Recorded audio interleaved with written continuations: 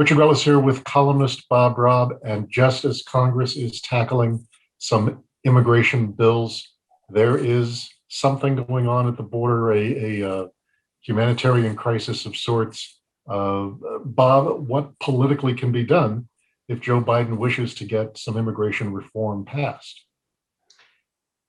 I think in order to create the political space to get public acceptance of an amnesty, which I strongly support and have advocated for many years, there has to be a sense that the southern border is under control, and there's a willingness of federal officials to enforce immigration laws.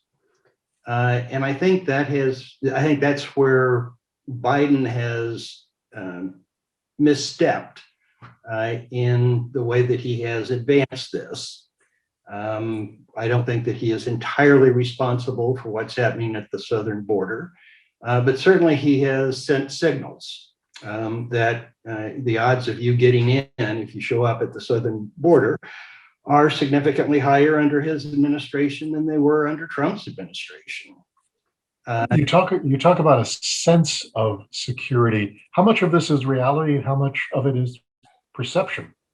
Well, the word game that the politicians are using is whether this is a crisis or a challenge or a difficulty, ignores what's the most important point, which is the United States doesn't have control of its southern border. And we don't have control over who enters the country and under what circumstances. And that's a failure of a primary governmental duty and responsibility. So it is, whatever you want to call it, it is a serious dereliction of the federal government's responsibility to ensure the security of our perimeters. We are going to see a parade of politicians going down to the border. Is this something that you can see Republicans making some political hay out of again?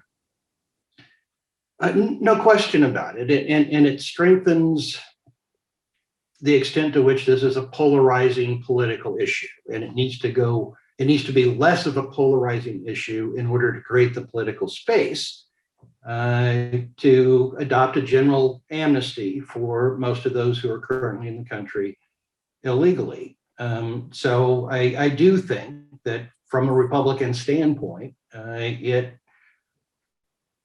accentuates the Republican side of the issue in a way that, even though I don't think Republicans generally are ever going to go along with amnesty, makes it less able for those who want it to create the political space within the broader public, not the GOP voter base, to accept that, with a sense that this is the last one, and there are circumstances where if we do this, we can keep things under control. Yeah, there are many aspects to this issue. It's a political issue. It is a humanitarian issue. And Bob, I know our colleagues here at the Republic will be covering all aspects.